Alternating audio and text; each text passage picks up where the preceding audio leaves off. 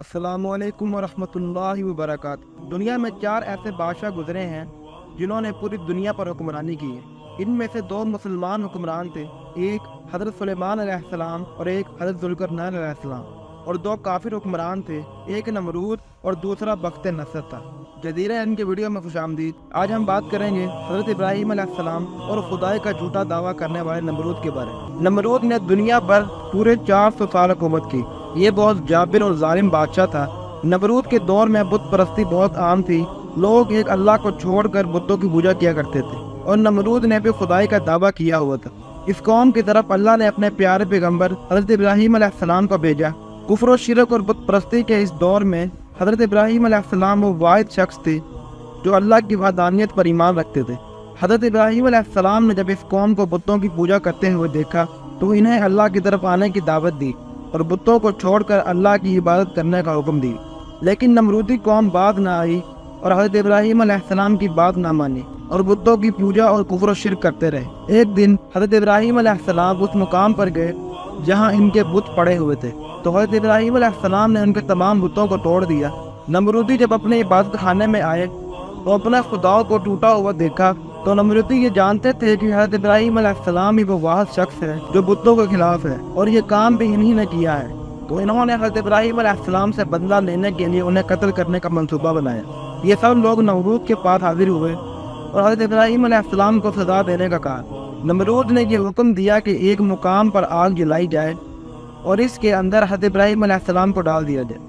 تو یہ لوگ کئی دنوں تک آگ جلاتے رہے اور پھر انہوں نے حضرت ابراہیم علیہ السلام کو اس آگ کے اندر ڈال دیا۔ اللہ تعالیٰ کے حکم سے وہ آگ حضرت ابراہیم علیہ السلام پر ٹھنڈی اور سلامتی والی ہو گئی۔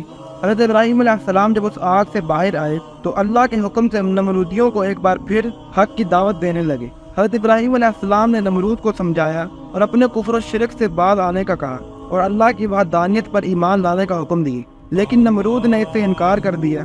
نمرود نے حضرت ابراہیم علیہ السلام سے سوال کیا، تیرا رب کون ہے؟ تو حضرت ابراہیم علیہ السلام نے فرمایا، میرا رب وہ ہے جو زندگی اور موت دیتا ہے۔ اس پر نمرود تکبر سے مسکرایا اور کہنے لگا، یہ تو میں بھی کر سکتا ہوں۔ نمرود نے 2 قیدیوں کو بلوایا جن کو سزائے موت ہو چکی تھی۔ ایک کو نمرود نے آزاد کر دیا اور ایک کو پھانسی دے دی، اور ابراہیم علیہ السلام کو کہنے لگا، دیکھو، ایک کو میں نے زندگی دے دی اور ایک کو موت دے دی۔ اس طرح نمرود حضرت ابراہیم علیہ السلام کے سامنے اپنی باطل دلیلیں پیش کرنے لگا اور یہ دعویٰ کرنے لگا کہ حقیقی خدا میں ہوں۔ نمرود نے حضرت ابراہیم علیہ السلام سے کہا، بتا تیرا رب کون ہے؟ حضرت ابراہیم علیہ السلام نے اس بدبخت سے کہا کہ میرا رب وہ ہے جو سورج کو مشرق سے طلوع کرتا ہے اور مغرب میں غروب کرتا ہے۔ اگر تو سچا خدا ہے تو سورج کو مغرب سے طلوع کر کے دکھا۔ حضرت ابراہیم علیہ السلام کی بات سن کر نمرود کا رنگ اڑ گیا اور وہ لاجواب ہو گیا۔ اس کے بعد بھی حضرت ابراہیم علیہ السلام نے نمرود کو اللہ کی وحدانیت کی طرف بلایا، لیکن نمرود باز نہ آیا اور اسی طرح اپنے کفر و شرک پر ڈٹا رہا۔ اس سب سے تنگ آ کر نمرود نے حضرت ابراہیم علیہ السلام سے کہا کہ اگر تیرا خدا سچا ہے تو اسے کہہ اپنی فوج بھیجے اور میرے ساتھ جنگ کرے۔ جب اس بدبخت نے یہ بات کی تو حضرت جبرائیل علیہ السلام حضرت ابراہیم علیہ السلام کے پاس آئے اور کہنے لگے کہ اللہ کا لشکر تیار ہے۔ حضرت ابراہیم علیہ السلام نے نمرود سے کہا کہ اللہ کا لشکر تیار ہے۔ نمرود یہ بات سن کر کہنے لگا، مجھے 3 دن کی مہلت دی جائے۔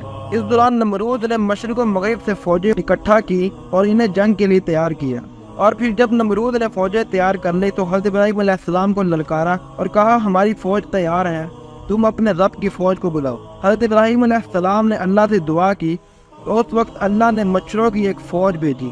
ان مچھروں کی تعداد اتنی تھی کہ ان مچھروں کے اندر آسمان پر سورج نظر نہیں آتا تھا۔ اللہ نے ان مچھروں کی فوج کو نمرودی فوج پر مسلط کر دیا۔ یہ مچھر دیکھتے ہی اس فوج کا گوشت کھا گئے اور ان کا خون پی گئے۔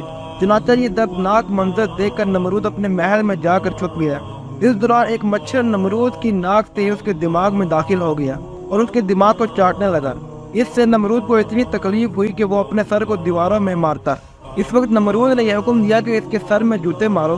جوتے مارنے کے بعد کچھ دیر اسے آرام محسوس ہوتا، لیکن پھر ویسے ہی تکلیف شروع ہو جاتی۔ نمرود درد کی وجہ سے اپنے سر کو دیواروں اور سلاخوں سے پیٹتا رہتا۔ وہ نمرود جو خدائی کا دعویٰ کرتا تھا، وہ نمرود اپنے سر کو دیواروں کے ساتھ مار مار کر ہلاک ہو گیا۔